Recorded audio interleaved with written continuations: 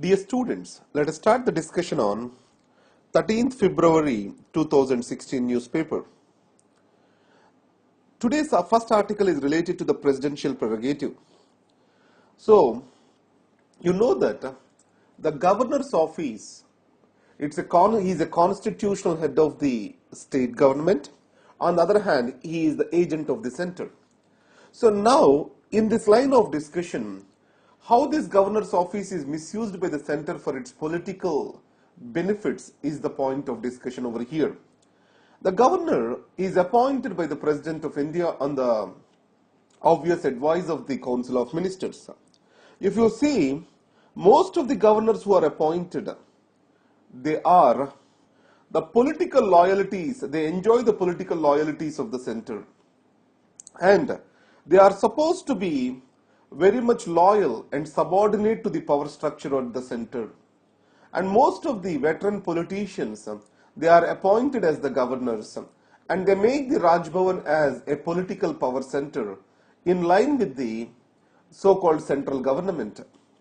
Next is the Article 356 is the most misused article, and appointment of the chief minister. There are governor politics involved. Taking to the appointment of chief minister, so the misuse of the office, it has started with Sri Prakasa in Tamil Nadu. Let us know the brief history of this. In 1952, elections were held to Madras presidency and no party has gained the sufficient majority.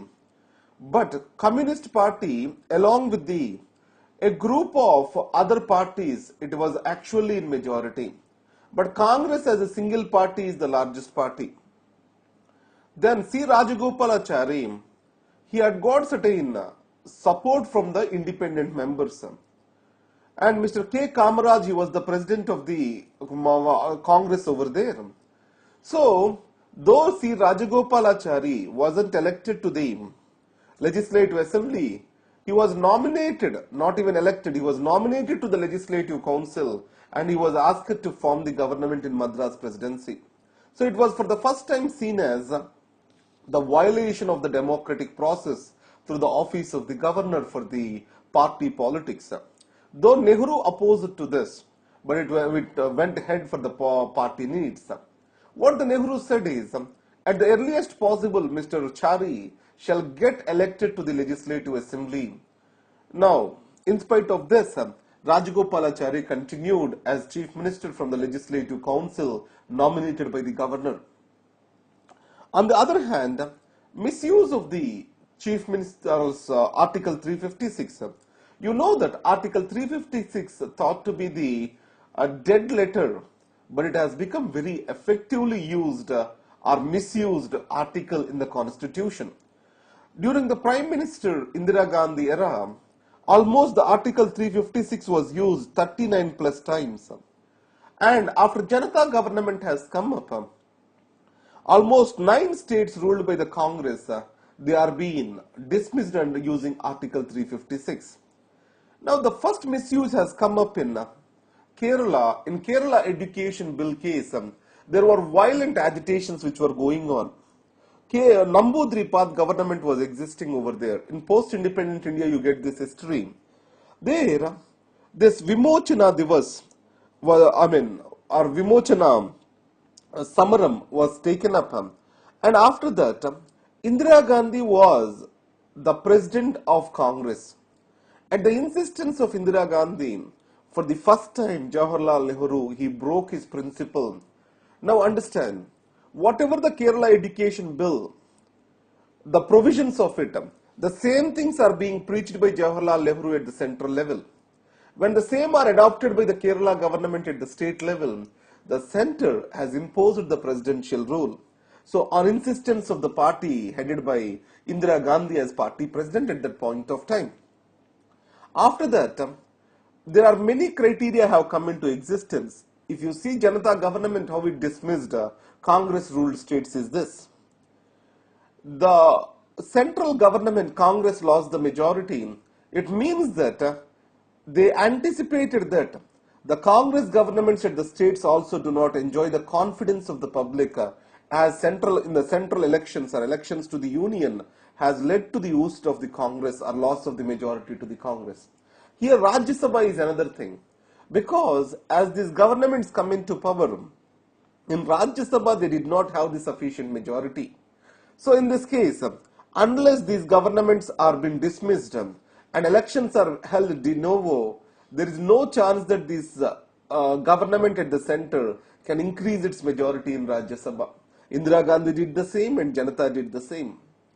So, to improve the Rajya Sabha majority so that the bills will be passed uninterrupted, and also to take the control over the government of the day, and to have a political or friendly governments in the states, Article 356 was misused, and governor's office is the tool for this.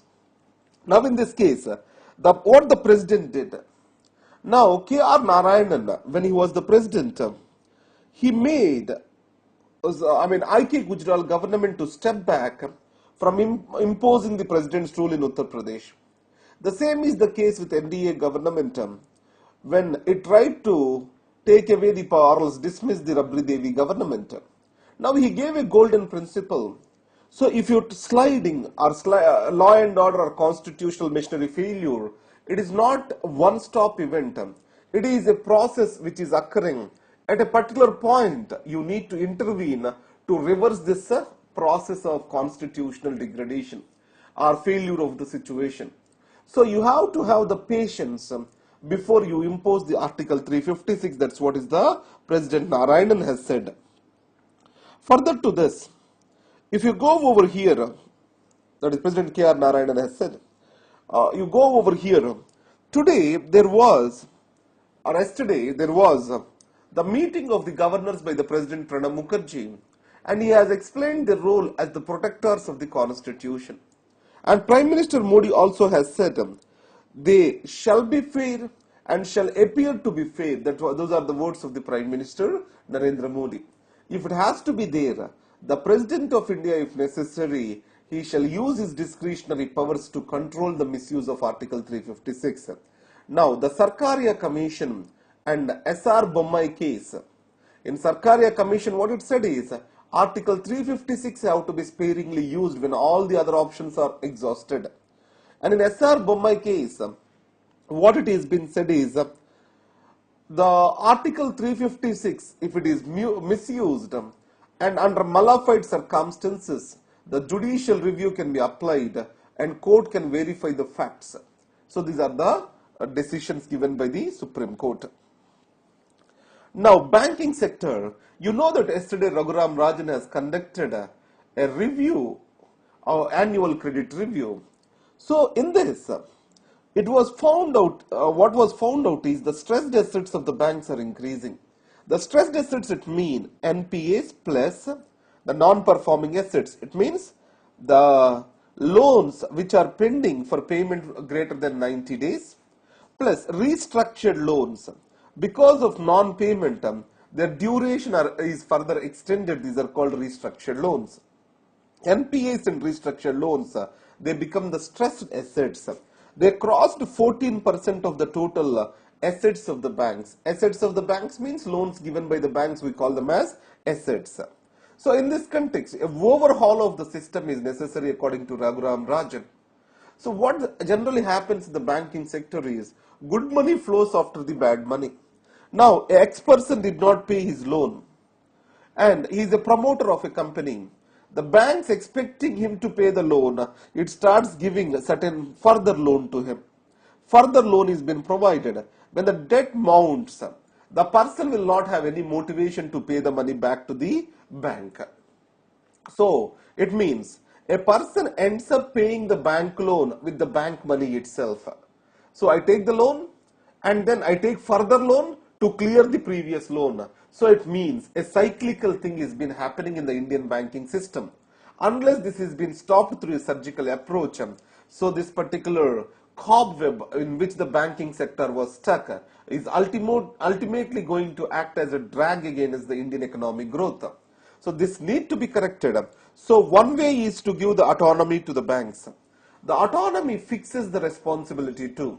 So if you over-regulate a particular sector, instead of taking the responsibility for the failures, the blame game starts. in India, the over-regulation is the problem in the banking sector. And arm's length distance, the regulator and the banks, the government and the banks have to maintain this arm's length distance. There shall be no political interference in the functioning of the banking sector. So in this case, try to go through this Nayak committee report on the bank restructuring. Now, the giant wave. So with regard to the giant wave, I am not very clear with this concept. The CivilsPrep said that it is going to upload a video in this front. Please try to go through that because this is a too physical a concept and for me it takes some time to understand this. Coming to in last 5 years, the government, in the last 5 years, the black money recovery has increased manyfold by the government. So, the crackdown of the income tax department, it shows that the black money, means how much is the total black money accumulated in our economy, that is 15.5 times it has increased. So the law enforcement, if it is strong, obviously they can show the results. And the anti or sedition charges against the JNU students for the anti-national remarks. Now, section 124A is sometimes criticized as being misused. But however, if you see the freedom of expression, freedom of speech and expression, there are reasonable restrictions in the name of the security and national integrity.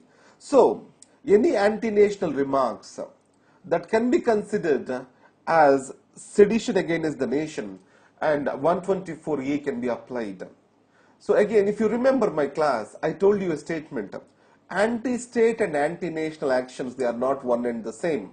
So, anti-state actions have to be tolerated, but not the anti-national actions. So in this case, the section 124 applied against them. Thank you very much. All the best.